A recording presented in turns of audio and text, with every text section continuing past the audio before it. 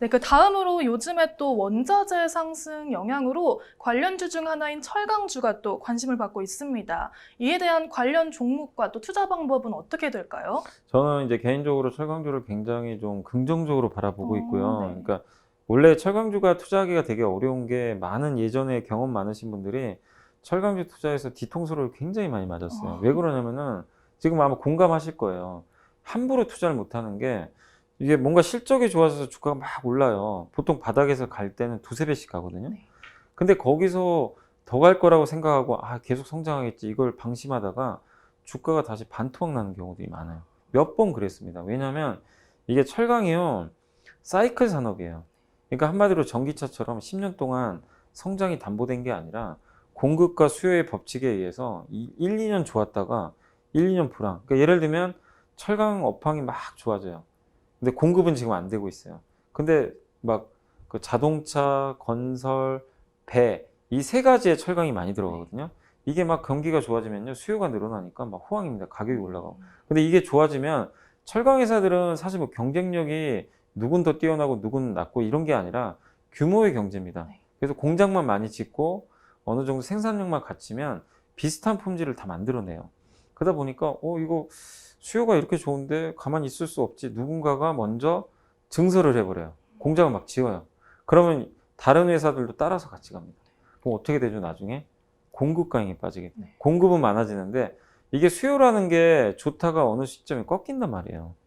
그럼 공급은 늘어나는데 수요가 꺾여요. 그러면 이제 막 적자까지 봐요.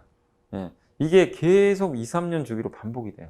그러니까 철강주를 투자하셨던 분들이 이게 이제 이런 이제 트라우마 때문에 몇 번 당하셨거든요. 그래서 장기 투자를 잘 못해요. 특히 포스코가 옛날에 잘 나갈 때 2007년도에 그때 당시에 주가가 75만 원 했었거든요. 이번 코로나 때 얼마까지 갔냐면 15만 원까지 갔었어요.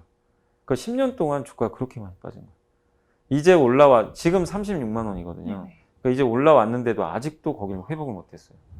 그 정도로 이게 사이클을 잘못 잡으면 엄청난 고통을 받는 섹터가 이제 철강 같은 이제 경기 민감 섹터인데, 네네. 다만 이제는 좋게 보자는 겁니다. 왜냐? 첫 번째가 수요가 일단 아직은 좋아요. 네. 무슨 수요가 좋냐면 자동차가 요새 잘 팔리죠. 음. 배 수주가 잘 돼요. 그럼 배를 많이 만들어야 되잖아요. 건설 우리나라 요새 좋잖아요. 네네. 공급, 아파트 공급 늘린다고 하니까 이런 것들이 보면 전방 산업이 좋으니까 수요는 계속 늘어날 수밖에 없어요. 이게 초기 국면이고, 네네. 두 번째 이제 공급이 문제인데 공급은 계속 줄여요. 왜 줄이냐면 중국이 환경 문제 때문에 이 철강 생산을 할 때 고로라는 게 있거든요. 공장이 뭐냐면 코크스라고 있어요. 그게 석탄 같은 건데 그거를 이제 열로 떼가지고 그 철광석 있죠. 철광석을 코크스로 이제 떼가지고 이 철광석에서 그 샘물 같은 게 있어요. 그걸 이용해서 이 철강, 고품질의 철강을 딱 뽑아내거든요. 네네. 예. 근데 거기서 석탄을 많이 쓸 거 아니에요. 그러니까 이산화탄소 배출이 엄청나요. 예.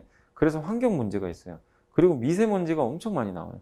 우리나라가 뭐 미세먼지 많이 발생하는 게 뭐 그런 이제 석탄이라든가 아니면 철강 공장 같은 데 네. 나오는 그런 것들도 일부 포함이 된다고 하는데, 그러다 보니까 중국 입장에서는 내년에 동계올림픽이 있어요. 이거 이대로 가면은 이제 너무 창피할 수 있는 거죠. 네. 이거 너무 이게 공장을 가동시키면 이산화탄소, 그리고 약속도 했거든요. 우리 이제 이산화탄소 줄이겠다고. 그러면 탄소 배출이 제일 많은 공장 중에 하나가 그 철강 공장이거든요. 줄여야 돼요. 그래서 그 중국 정부가 이제 앞으로 감축을 하기로 했어요. 선언을 했고 드라이브를 걸 겁니다. 하반기 아마. 상반기는 감축을 많이 못했어요. 그래서 아마 하반기에 드라이브를 걸 것 같고. 근데 이거는 중국만 그런 게 아니라요. 전 세계 모든 철강사에 지금 발등에 불이 떨어진 게, 유럽이 이제 탄소 국경세를 도입을 해요. 2026년부터는 이제 세금을 내야 돼요. 뭐냐?